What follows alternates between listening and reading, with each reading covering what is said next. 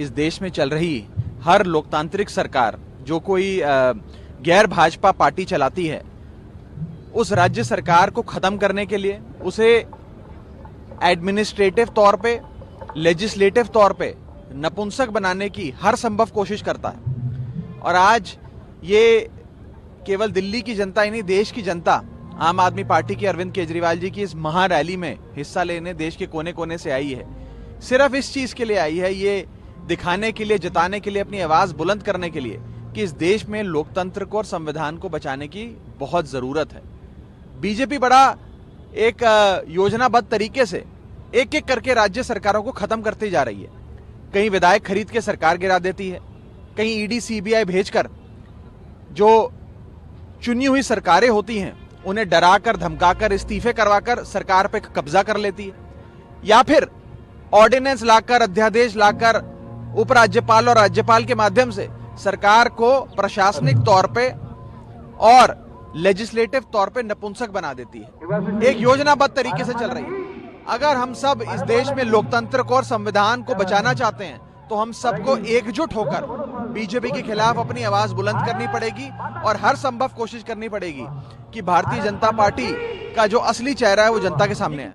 देखिए, केंद्र सरकार का एक ऐसा काला अध्यादेश जो माननीय सर्वोच्च न्यायालय के 5 जजों के फैसले को बदल देता है, मैं समझता हूं कि ये देश के संविधान के लिए बहुत खतरनाक है, ये भारत के लोकतंत्र के लिए बहुत खतरनाक है, और ये बाबा साहब डॉक्टर भीमराव अंबेडकर ने जो भारत के लोकतंत्र और संविधान को लेकर सपना देखा था, उस सपने के खिलाफ है।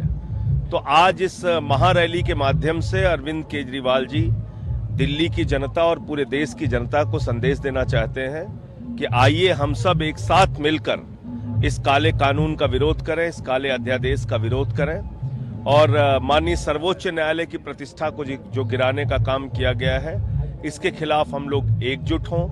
दिल्ली की 2 करोड़ जनता ने प्रचंड बहुमत से जो सरकार चुनी है, उस सरकार के अधिकारों की लड़ाई लड़े।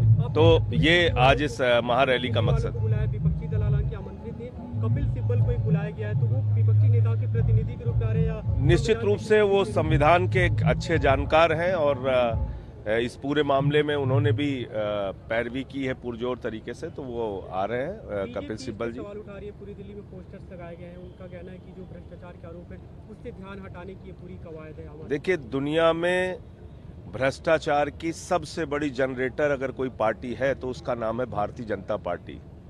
इनके सारे मुख्यमंत्री उठा के देख लीजिए। आसाम का मुख्यमंत्री वाटर घोटाले में फंसा, मध्य प्रदेश का मुख्यमंत्री व्यापम घोटाले में फंसा, कर्नाटक का पूर्व मुख्यमंत्री माइनिंग घोटाले में फंसा, नेता इनका सदन विपक्ष का बंगाल के अंदर शारदा स्कैम, नारदा स्कैम में फंसा, खुद देश के प्रधानमंत्री अडानी के साथ मिलकर लाखों करोड़ का घोटाला कर रहे हैं। भाजपाइयों को भ्रष्टाचार के बारे में बोलने का हक है।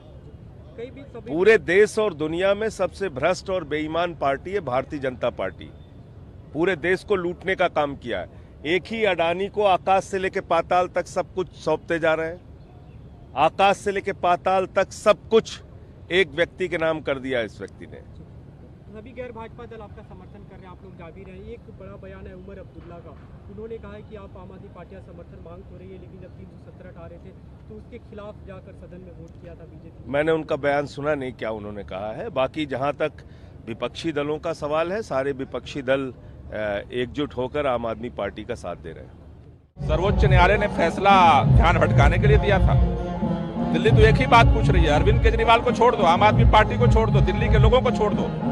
संविधान पीठ के सभी जजों ने मिल करके एक मत से फैसला दिया कि दिल्ली की चुनी हुई सरकार को अधिकार होना चाहिए। दिल्ली के वोट मतदाताओं की कीमत वही है जो देश के हर मतदाता की है। आखिर भारतीय जनता पार्टी इसका जवाब क्यों नहीं दे रही है? इस सर्वोच्च न्यायालय का फैसला वो क्यों नहीं मान रही?